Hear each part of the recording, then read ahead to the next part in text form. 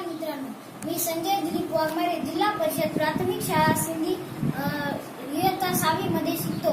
तर आज मी तुम्हाला टेन्स म्हणजे काळ याविषयी शिकवणार आहे. काळाचे 3 प्रकार पडतात: वर्तमान काळ, भूतकाळ व भविष्यकाळ. त्यांना इंग्रजीमध्ये प्रेझेंट टेन्स, पास्ट टेन्स आणि फ्युचर टेन्स असे म्हणतात. तर आपण पास्ट टेन्स पाहणार आहोत. पास्ट टेन्स मध्ये आणखी 4 प्रकार पडतात: साधा भूतकाळ, चालू भूतकाळ, पूर्ण भूतकाळ व चालू पूर्ण भूतकाळ. त्यांनाच इंग्रजीमध्ये simple past tense, continue past tense, perfect past tense, continue perfect past tense. तर आपण त्याच्यातला 3रा प्रकार पाहणार आहोत, परफेक्ट पास्ट टेन्स.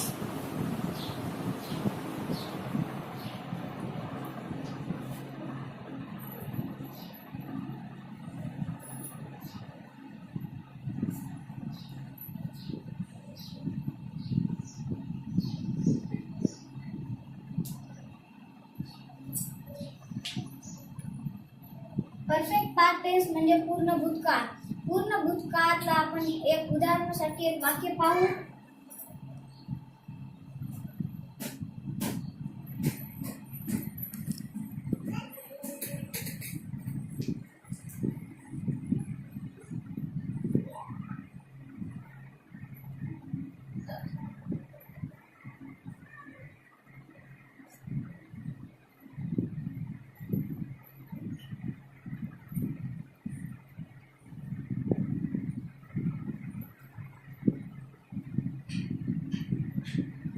सीमाने पुस्तक वाचलेलं होतं.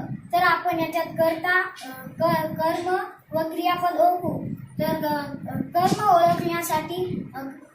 ओळखण्यासाठी कर्माला व क्रियापदाला कोणने प्रश्न विचारावा लागतो. तर आपण प्रश्न विचारू. कोण पुस्तक वाचलेलं होतं? तर आपल्याला कर्ता मिळाला. कर्त्यानंतर कर्म ओळखण्यासाठी कर्त्याला व क्रियापदाला मिळून काय नाही प्रश्न विचारूया. सीमाने काय वाचलेलं होतं? पुस्तक. तर आपल्याला पुस्तक हा कर्म मिळाला. व शेवटी क्रियापद.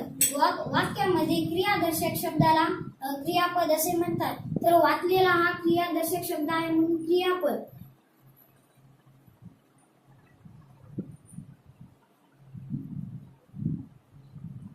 वाक्य मराठीमध्ये जर असते तेव्हा पहिल्यांदा कर्ता, दुसऱ्यांदा कर्म व तिसऱ्यांदा क्रियापद असते.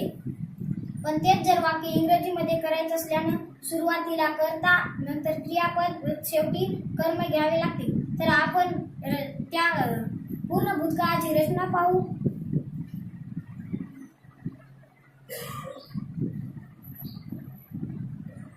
पहिल्यांदा कर्ता म्हणजे सब्जेक्ट.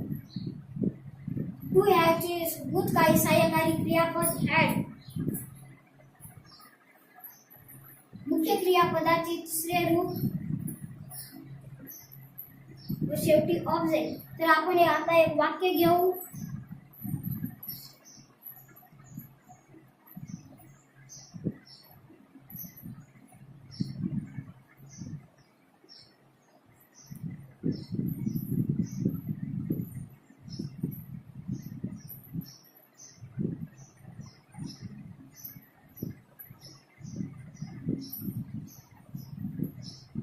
राम नांदेडला गेलेला होता.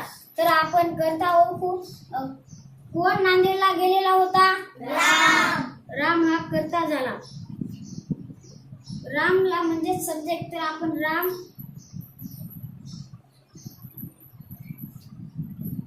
व नंतर वाक्य इंग्रजीमध्ये असल्यानं दुसऱ्यांदा क्रियापद म्हणजेच क्रियादर्शक शब्दाला क्रियापद असे म्हणतात. क्रियादर्शक शब्द गेलेला म्हणजे इथं टू हॅवचं भूतकाळी सहाय्यकारी क्रियापद हॅड व नंतर क्रियापद म्हणजे गेलेला हा क्रियादर्शक शब्द असल्यामुळे मुख्य क्रियापदाचे 3रे रूप. गेलेला गो आहे, त्याचे 3रे रूप गॉन. ते भूतकाळामध्ये ला आल्यामुळे टू. शेवटी ऑब्जेक्ट म्हणजे कर्म. कर्म हा नांदेड असल्यामुळे नांदेड हा ऑब्जेक्ट.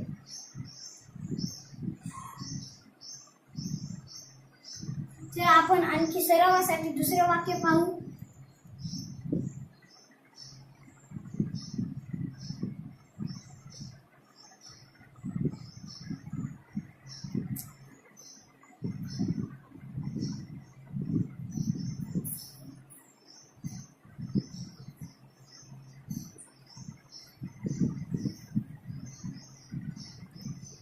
तर येथे सुरुवातीला कर्ता ओळखूया. कोण शाळेला गेलेला होता? तो. म्हणजे आपल्याला कर्ता मिळाला तो.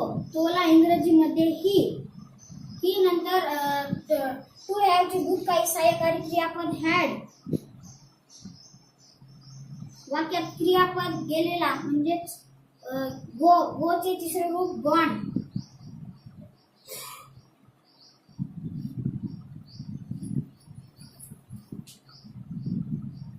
व शेवटी ऑब्जेक्ट हा कोठे गेलेला होता? शाळेला. म्हणजे ऑब्जेक्ट शाळेला.